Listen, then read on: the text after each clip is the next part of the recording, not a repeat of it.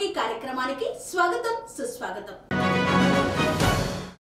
ఈనాటి ముఖాముఖి కార్యక్రమంలో మరి జట్టి రతన్ కుమార్ గారు మనతో ఉన్నారు. తెలంగాణ రాష్ట్రం అనగానే ముందుగా అందరికీ గుర్తుకు వచ్చేది బోనాల జాతర. బోనాల జాతర అంటే ఎక్కడ చూసినా కూడా ప్రజలు ఒకరి కోసం వెతుకుతూ ఉంటారు. వారే పోతురాజు. పోతురాజు వేషాధారణ వేసిన, అమ్మవారి వేషాధారణ వేసిన, ఆ అమ్మవారి స్వయంగా వచ్చి ఆశీర్వదించిందా అనే యొక్క అంశను మనకు అందిస్తున్నటువంటి వారు దాదాపు 36 సంవత్సరాలుగా పోతురాజు వేషాధారణలో ఎంతో మంది భక్తుల యొక్క విశ్వాసాన్ని, నమ్మకాన్ని చొరగొన్నారు. మరి అలాంటి జట్టి రతన్ కుమార్ గారు ఈనాటి మన ముఖాముఖి కార్యక్రమంలో మనతో ఉన్నారు. అసలు పోతురాజుగా ఎలా అవ్వాలనుకున్నారు, ఆ ఆలోచన ఎలా వచ్చింది అనే విషయాన్ని వారి మాటల్లోనే అడిగి తెలుసుకుందాం. సార్ నమస్కారం. సార్ నమస్కారం. తెలంగాణ రాష్ట్ర వ్యాప్తంగానే బోనాల జాతరకి చాలా పేరుంది. సో మన రాష్ట్రం మనకు వచ్చిన తర్వాత ఇది రాష్ట్ర పండుగ అయిపోయింది.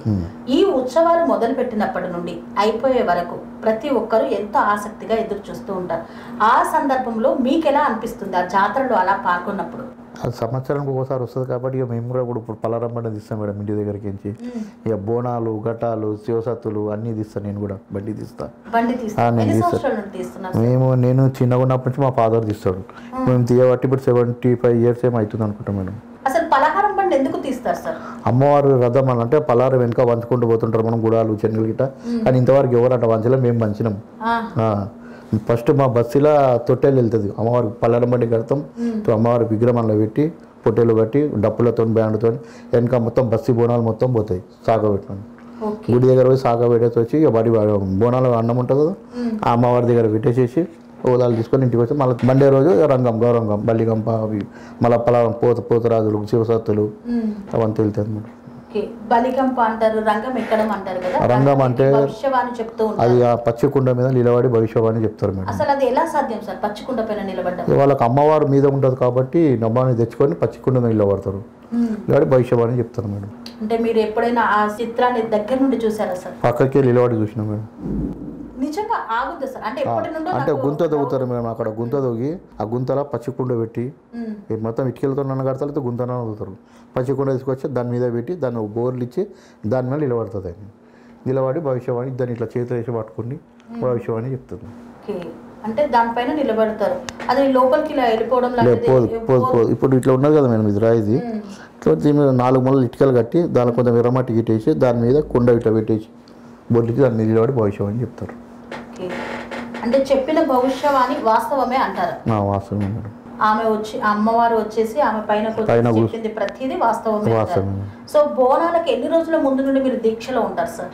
నేను వారం 15 రోజుల నుంచి మేడం. వారం 15 రోజులు. నేను ఎందుకంటే కొంతమంది పార్టీ పని చేస్తారు, అట్లా చేస్తారు, కానీ నేను వారం 15 రోజుల నుంచి ఉంటాను. వారం 15 అంటే నీసు ముట్ట, మందు ముట్ట, అన్నీ తింటా చేస్తా, కానీ అవి అన్నీ ముట్ట, పూజలు వెళ్ళి అన్నీ ఉంటాయండి. కాకపోతే మనకి జాతరలో ఎక్కువగా పోతురాజులు తాగుతారు. ఆ తాగిన తర్వాతనే కొరడాలను కొడతారు. కొంతమందికి దెబ్బలు తగిలిన సందర్భాలు కూడా ఉన్నాయి సార్ ఒక్కొక్కసారి. అది ఎంతవరకు కరెక్ట్ అంటారు? అది తప్పు మేడం, చాలా తప్పు. అది కొట్టొద్దు అసలు. పోతురాజు ఇట్లా చూస్తే కాళ్ళు ఉరకాలి అంతే, కానీ భయపడి, కానీ ఆ కొట్టడం చాలా వేస్ట్. అది కొట్టొద్దు అంటారు. కొట్టొద్దు, అది వేస్ట్. అది నిజమైన పోతురాజు అయితే, నిజమైన పోతురాజు ఇట్లా చూస్తే ఉరకాలి కాలు అంతే. ఈ కొట్టుడు గిట్టుడు అంతా వేస్ట్ అవన్నీ. అంటే అది ఇంకా కొంచెం ఎక్కువగా చెయ్యాలన్న ఉద్దేశంతో తప్పితే నిజం కాదంటారు? కాదు. సో భక్తులు చాలా మంది వచ్చి పోతురాజుగా మీరు వేషం వేసినప్పుడు ఫొటోస్ దిగడం కానీ, ఆశీర్వాదం ఇవ్వడం కానీ ఇలా అడుగుతూ ఉంటారు కదా, అలా ఎప్పుడైనా సందర్భాలు జరిగాయా? అయినా మేడం, వచ్చి దిగుతారు, ఫోటోలు దిగుతారు, చేస్తారు, సెల్ఫీలు తీసుకుంటారు. ఎట్లా అనిపిస్తుంది సార్ అప్పుడు? మంచిగా అనిపిస్తుంది మేడం, సంతోషంగా మేడం. సో ఆ జాతర సందర్భం అంతా మీకు అక్కడ కనబడుతూ ఉంటుంది. ఒక్కొక్కరు ఒక్కొక్క రకంగా ఉంటారు. అంటే ఒక జాతర వచ్చిందంటే వేల మందికి అక్కడ ఆధారం దొరుకుతుంది, లక్షల మందికి ఆనందం దొరుకుతుంది. సో అక్కడ మీరు వెతుక్కునే ఆనందం ఏంటి? ఏముంది మేడం, మనకు అమ్మవారు మంచిగా పోయి మంచిగా రావాలంతే, మనకి ఏముండదు మేడం, మనకు ఆనందం అదే అంతే. సో పలహారం బండి కూడా తీస్తామని అన్నారు కదా, అసలు ఈ పలహారం బండికి ఘటానికి గల తేడా ఏంటండి? ఘటం అంటే పలారం బండి బోనాలు కాకముందు అమ్మవారి ఘటము ఎదురుకొస్తారు, పూజలు చేసి మంత్రాలు యంత్రాలు చేసేసి అమ్మని ఎదురుపోతారు. ఒక 3 రోజులు బస్సు మొత్తం తిప్పుతారు, చాకలు అవి చేస్తారు. దాని తర్వాత బోనాలు స్టార్ట్ అవుతాయి. ఓకే, ముందు ఘటం, తర్వాత బోనాలు, ఆ తర్వాత పలహారం బండి, బోనాల తర్వాత పలహారం బండి, నెక్స్ట్ మండే రోజు. అంటే ఇంకా బోనాలు అయిపోయిన తర్వాత తెల్లారి బోనాలు సండే రోజు అవుతాయి, మండే రోజు పలారం బండ్లు వెళ్తాయి. ఓకే, గుళ్ళో ఎన్ని రోజుల నుండి పూజలు చేస్తూ ఉంటారు సార్ బోనాలకి? బోనాలకి అంటే 2 రోజుల ముందు నుంచి స్టార్ట్ అవుతుంది మేడం. 2 రోజులు 3 రోజులు వారం రోజులు అవుతుంది. ఇక నెల రోజులు కలర్లు గిలర్లు లైటింగ్ గీటింగ్ అవన్నీ వేస్తుంటారు గుళ్ళలో. సో మీరు మీ ఇంట్లో ఎలా చేస్తారు సార్? మా ఇంట్లో అంటే మేము ఒక వారం రోజులు ఉందనగానే అమ్మవారు మేము సంవత్సరం ఒకసారి తీస్తాం మేడం. సజ్జ పైన పెట్టేస్తాం అమ్మవారు. ఓకే, పూజ చేయం, సంవత్సరం ఒకటేసారి తీస్తాం. అది మట్టితో పెనుతో చేసిన విగ్రహం, తాత ముత్తాతలేదు. అది చాలా పవర్ఫుల్. అది ఓళ్ళ వచ్చిన దేవుళ్ళు వచ్చినా ముట్టుకున్నట్టు షాడ్ కొట్టినట్టే మీదికి వచ్చేస్తుందండి. అంత పవర్ఫుల్ ఉంది మా ఇంట్లో. సంవత్సరం కోసం తీస్తాం, సజ్జ పైన పెట్టేస్తాం మేము. సంవత్సరం కోసం తీసి దులిపి కలర్ గిలర్ వేసేస్తాం, లేదంటే దులిపి సాఫ్ చేసి అమ్మవారికి నగలు గిగలు అన్నీ వేసి ఎంటికలు పెట్టి వాళ్ళ బండ్లో పెట్టి చేసి తీస్తాం. సార్ మరి అమ్మవారి విగ్రహం మామూలుగా ఏ విగ్రహమైన ఇంట్లో ఉంటే నిత్య పూజ అభిషేకం అని అంటారు కదా, మరి మీరు ఓన్లీ బోనాల సమయంలోనే తీస్తారు, మిగిలిన సమయంలో పక్కకు పెట్టేస్తాం అంటున్నారు. మరి ఎలా సార్, ఎలా ఒప్పుకుంటున్నాను? తాత ముత్తాల నుంచి ఎట్లా నడుస్తుందో అదే ప్రకారం చేస్తున్నాం మేడం. మీతో అయితే ఇంట్లో దేవుని ఫోటోలు గిటోలు పామని అదైతే ఈ ఒక్క విగ్రహం మాత్రం పైన పెట్టేస్తాం. ఆ విగ్రహం ఎప్పుడు పైననే ఉంటుంది? పైన ఉంటాం, సంవత్సరం ఒకసారి తీస్తాం. ఎన్ని రోజుల పాటు చేస్తారు సార్ అక్కడ? 3-4 రోజుల ముందు తీసి పెట్టేస్తాం మేడం. కింద అంతా సాఫ్ వేసి దులిపి పెట్టి సజాంచి పక్కకు పెట్టేస్తాం. పండుగ రోజు తీస్తాం అంతే. పండుగ రోజు అమ్మవారికి మళ్ళీ అన్ని పూజ అలంకరణ అన్ని చేసి మళ్ళీ యథావిధిగా యథాస్థానంలో యథాస్థానంలో పెట్టేస్తాం. అంటే ఆ జాతర సమయానికి అమ్మ మీ ఇంటికి వస్తుందని మీ నమ్మకం, అంతేనా? ఓకే, సో అది మీ పూర్వకాలం నుండి సాగుతుంది. తాత ముత్తాతల నుంచి చేశారని అంటున్నారు. మట్టితో పెండుతో ఇప్పటి వరకు ఉన్నది మేడం. ఎన్ని సంవత్సరాలు అయ్యి ఉంటుంది దాదాపు? నేను కూడా పుట్టలే మేడం, అప్పటి నుంచి తాత ముత్తాతలు. నేను ఇప్పుడు 52 years నేను. ఓకే, ఎన్నో సంవత్సరాలుగా మీరు పోతురాజుగా చేస్తున్నారు. దేవాలయం వద్ద మహంకాళి జాతర అప్పుడు చేసినప్పుడు ఏమన్నా పారితోషికం లాంటిది దేవాలయం వాళ్ళు కానీ ప్రభుత్వం తరపు నుండి ఏమన్నా వస్తుందా సార్ మీకు? ఏం లేదు మేడం. అంటే మా పెద్ద గుడిలో కట్నం లెక్కిస్తారు. అది ఇండోమెంట్లో అంటే గుడి హక్కుదారులు మేము. అది ఇక్కడ గవర్నమెంట్ దాంట్లో పోయిందంటే మాకు గవర్నమెంట్ జాబ్ వస్తుంది. ఓకే, అంటే అది గవర్నమెంట్ హ్యాండ్ ఓవర్ చేసుకుంటే జాబ్ అనేది ఒకటి వస్తుంది. గుడి హక్కుదారులం కాబట్టి గుడి ఎంతమంది హక్కుదారులు వాళ్ళకి గవర్నమెంట్ జాబ్ వస్తుంది. ఓకే, సో ప్రస్తుతం అయితే ఎట్లాంటి వేతనం వాళ్ళు గుడి తరఫు నుంచి వేసినందుకు గురించి 250 అట్లా ఇస్తారు మేడం. అంతే, 250 అంతే మేడం. అది ఆ గుడి ఉండేది అట్లా. వేరే వాళ్ళు బయట పోయి చేస్తే 5,000, 10,000, 15,000 ఇస్తారు. కేవలం 250 రూపాయలు అంటే అది తక్కువ. తాత ముత్తాతల నుంచి సారా నుంచి ఒక్క వయసు నుంచి వస్తుంది కాబట్టి అదే ప్రకారం నడుస్తుంది మేడం. 1 రూపాయి 2 రూపాయలు తీసుకున్న కాలం పోయింది కదా. పోయింది. అదే ఇప్పుడు ఉన్నటువంటి ప్రస్తుత సిచ్యువేషన్స్లలో ఎంతో కొంత అయితే ఖచ్చితంగా కావాలి. 250 రూపాయలు అని అంటే 250 రూపాయలు ఇచ్చి పావుసరి బియ్యం ఇస్తారు, జాకెట్ బట్టంతా షాల్ కప్పుతారు అంతే మేడం. హక్కుదారు గుడి హక్కుదారులకు ఈ రోజుకి ఇప్పుడు కూడా అంతే. సో మరి ఇక్కడ పోతురాజుగా చేస్తున్న వాళ్ళకి ప్రభుత్వం నుండి ఏదైనా సహకారం అందాలని ఏమన్నా ఆశిస్తున్నారు? ఆశిస్తున్నాం కానీ ఎవరు ఏం చేస్తలేరు, ఎవరు ఏం పెట్టలేరు మేడం. చాలా ట్రై చేసినాము, ఫైల్ కూడా తయారు చేసినాం మేడం. మొత్తం నేను శ్రీనివాస దగ్గరకు పోయినాము, ఆయన అది చేస్తాం ఇది చేస్తామని ఆయన కూడా ఏం చేయలేడు. రసమయ బాలకృష్ణ చేస్తామని చెప్పి ఆయన కూడా ఏం చేసాడు, అంత ఒగ్గోళ్ళకు వాళ్ళకి ఇళ్ళకే పెట్టిండు. పోతురాజులకు ఏం చేయలేడు, ఇయ్యలేడు. సో మీరు పాటలు కూడా పాడతారని విన్నాం సార్, నిజమేనా? పాటలు అంటే అమ్మవారు పూతరాజేశం వేసినప్పుడు ఆడుకుంటా పాడుకుంటా పోతాం మేడం. అంటే అది ఆ సమయానికి వచ్చేస్తుందా లేదంటే ముందేమన్నా నేర్చుకుంటా? లేదు, ఏం నేర్చుకుని వచ్చేస్తుంది నాకు. అది ఆ బ్యాండ్ కొట్టుకుంటూ ఆడుతుంటే ఇక పాట పాడుకుంటూ ఆడుకుంటూ పోతూనే ఉంటాం. బ్యాండ్ పాట పాడుతూ ఆడుతూ ఉంటారు. అంటే సౌండ్ వినగానే ఎట్లా అనిపిస్తుంది సార్ మీకు? అంటే జర కాళ్ళు లాగే మేడం, కాళ్ళు లాగే. అంటే దీనికంటూ ఒక ప్యాటర్న్ ఏమన్నా ఉంటుందా సార్? నేర్చుకుంటారా లేకపోతే? లేదు, నేర్చుకొని ఏం లేదు మేడం, వచ్చేస్తుంది ఆటోమేటిక్. అది ఇంటుండగా మనం పాటలు అవి దేవుని పాటలు అవి వచ్చేస్తాయి. అవి కొరడా ఇట్లా చేతిలో పట్టుకున్నప్పుడు ఎట్లా అనిపిస్తుంది సార్? అంటే ఉద్రేకం వచ్చేస్తుంది, ఇట్లా ఆగది, కోపం వచ్చేస్తుంది. అంటే మీరు అదే భావనతోటే వెళ్ళిపోతూ ఉంటారు మేడం. ఓకే, పోతురాజుగా ఉండాలి అంటే చాలా ఇష్టం ఉండాలి, శ్రమ ఉండాలి, అన్ని సంవత్సరాల పాటు వేసే అంత ఓపిక ఉండాలి. మీరు ఎంతో కష్టపడ్డా ఈయనకి ఈ వేషం అవసరమా అనే వాళ్ళు కూడా ఉంటారు మేడం. ఎవరన్నా అన్నారా ఇంతవరకు అయితే మన కోరి? ఎందుకంటే వాళ్ళ తాత ముత్తాల నుంచి వాళ్ళ ఫాదర్ వేసారు విలేజ్ కాబట్టి అది నడుచుకుంటూ వస్తుంది కాబట్టి అట్లనే నడుస్తుంది. ఓకే, సో వేరే వాళ్ళని ఎవరినైనా అన్న సందర్భాలు ఉన్నాయా, ఎందుకు నీకు ఇంకా ఈ వేషం అవసరమా? మా అమ్మ నేనే మేడం, మా పెద్దమ్మ కూడా అన్నది, బంద్ చేయి, ఎందుకు నాయన చనిపోయాడు అన్ని ఎందుకు ఇవ్వని అంటే, నేను చనిపోయేదాకా నేను వేస్తాను, ఆయన అక్కుని ముడగొట్టాను నేను అని చెప్పి వేస్తున్నాను. ఓకే, మీ తర్వాత మరి మీ వంశపారంపర్యంగా ఈ యొక్క దాన్ని కొనసాగిస్తారా మీ అబ్బాయి? మా ఇంట్లో అయితే వద్దంటారు, మా భార్య గిట్ట వాళ్ళు వద్దంటారు, మా కొడుకుకి ఏ విధంగా వద్దా అన్నారు. అంటే నేను అడగలేను, ఫిర్వి ఆమె వేపిద్దామని మనసులో కానీ వద్దా అనిపిస్తుంది ఆయన కూడా. చదువుకొని అని చెప్పేసి. ఏ మా తమ్ముని కొడుకులు జర హుషారు ఉన్న చిన్న పిల్లలు వాళ్ళు ఇప్పుడే తాడు పట్టుకొని ఉరుకుతుంటారు. అంతే, ఆమె ఆశీర్వాదం ఎవరికుంటే వాళ్ళు ఆటోమేటిక్గా ఆ సమయానికి అక్కడికి వచ్చేస్తారు. సో మరి మీ ఇంట్లోనే అమ్మవారిని సాక్షాత్కారంగా ఉంచుకొని ప్రతి ఆషాఢ మాసంలో పూజలు చేస్తూ పలహార బండి అంటే శాస్త్రోక్తంగా ఇప్పుడు పలహార బండి అన్న పేరంటేనే ప్రసాదం పంచుకుంటూ వెళ్ళడం, దాన్నే పలహారం బండి అంటారు. కొంతమందికి ఎవరికి తెలియదు, ఉట్టి బండి తీస్తారు, ఏం పంచరు చేయరు. మేము తీస్తాం అట్లా. ఇప్పుడు ఈ మధ్యలో మా ఫాదర్ చనిపోయిన ముందు బంద్ చేసినాం. ఓకే, సో పలహారం బండి యొక్క అసలు వాస్తవం అయితే అది. అమ్మవారిని పూజించాలంటే ఎట్లాంటి నియమాలు పాటించాలి? నియమాలు అంటే తాగుడు తిండి అన్నీ ఎక్కుతాయి మేడం. ఆమె యాటలు కోస్తారు, పుంజులు కోస్తారు, అన్నీ ఎక్కుతాయి.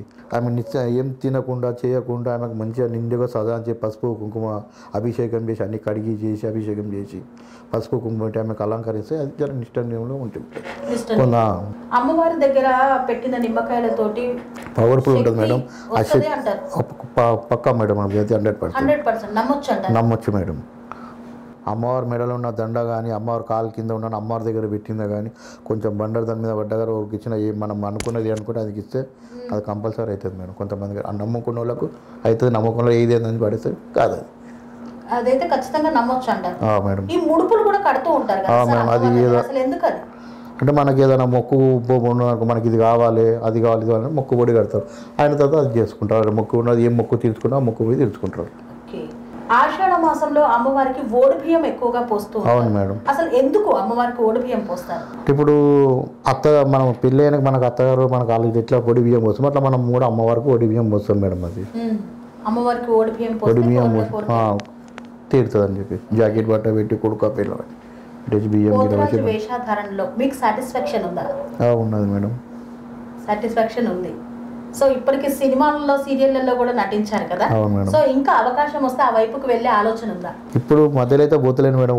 7-8 సంవత్సరాలు అయిపోయింది. ఫిర్బీ మొన్న పిలిస్తే మొన్న వేరే దాంట్లో సీరియల్ చేసి వచ్చిన కదా, అంటే సీరియల్స్లలో సినిమాలలో అందులో కూడా భక్తి భావంతో పోతరాజు వేషమే అందులో కూడా పిలుస్తాం. ఏమన్నా సీడీ పాటలు లాంటివి ఏమన్నా రిలీజ్ చేశారా? ఏం చేయలేదు మేడం, ఏం చేయలేదు. సో మీకు ఇద్దరు అమ్మాయిలు ఒక బాబు ఉన్నారు. సో మొత్తానికి అయితే హ్యాపీ ఫ్యామిలీ. అసలు సొంత ఊరు ఎక్కడ సార్? ఇదే మా హైదరాబాద్. మీరు పుట్టినప్పటి నుంచి ఇక్కడే. ఓకే, మరి మీరు కూడా ఒక గుడి కట్టామని అన్నారు కదా, అసలు ఆ గుడి ఎక్కడ ఉంది? మన గాంధీ బస్ స్టాండ్ లోపల పార్క్ ఉంది మేడం, శివాజీ గార్డెన్ అని. దాని లోపల ఉన్న చిన్న గుడి బంగారం మైసమ్మ కట్టి నాగమ్మ టెంపుల్ అని. అది మా ఫాదరే కట్టిండే. మా ఫాదరు చనిపోగానే వేరే వాళ్ళు గుళ్ళ వాళ్ళు అల్లీలు అంతా కబ్జా చేసి కూర్చొని గుడి జర పెద్ద కట్టి గుడి మేమే కట్టినాం, అది కబ్జా చేసుకొని కూర్చోవాలి. సో ఇప్పుడు ఆ గుడిలో మీకు పూజ చేసుకునే హక్కు కానీ ఏదైనా ఉందా? చేస్తాం మేడం, పూజ గిట పోయి చేసుకుంటాం. ఫోన్ చేస్తే తాళం తెలిసి పంతుల్ని పెట్టుకోరు పూజారిని. వాళ్ళకి తాళం ఫోన్ చేసి తాళం చేస్తే పోయి పూజ చేసుకుంటాం. పోయి అమ్మవారిని అయితే మీరు కొలుస్తున్నారు, కానీ పెట్టింది మీరే. మేమే పెట్టినాం. పొండేశ్వర్ కూడా మేమే, ఫౌండర్ కూడా మేమే. ఫౌండర్ కూడా సో ఇప్పుడు దాని డెవలప్మెంట్ కోసం వేరే వాళ్ళు తీసుకొని అక్కడ పూజా కార్యక్రమాలు చేస్తూ ఉన్నారు. సో అక్కడ అమ్మవారిని పెట్టాలన్న ఆలోచన ఎట్లా వచ్చింది మీ నాన్నగారికి? అది నాకు తెలియదు మేడం, అది మా ఫాదర్కే తెలియదు. మా ఫాదర్ చిన్నగా ఉన్నప్పటి అమ్మవారిని మొక్కుతాడు కాబట్టి ఆయనకు మొత్తం అమ్మవారు ఉంటుంది మీద మొత్తం. ఫాదర్ అమ్మవారు వస్తుంది, మా ఫాదర్ కాలికి వస్తుంది, అమ్మవారు వస్తుంది. అట్లా అనేసి అడగలేదా మీ నాన్నని? నేను మా ఫాదర్ని దగ్గరికే పోకపోతాడు, భయపడుతుండే నాకు చూస్తే. నాన్నని చూస్తే భయపడేవాళ్ళు. అది ఇప్పుడు చూసినా కోపంగా ఉంటుండే మేడం. ఆయన ముఖం కూడా అంత డేంజర్ ఉంటుండే. ఇక పోతురాజు అయినా కూడా పోతురాజు ఫోటోలు కూడా ఉన్నాయి మా ఫాదర్వి. మీ నాన్నగారు కూడా చేస్తుండే మేడం. అంటే ఆ గాంభీర్యం అనేది ఆయనకు ఉట్టెప్పుడు కూడా కనబడుతుండే అనమాట.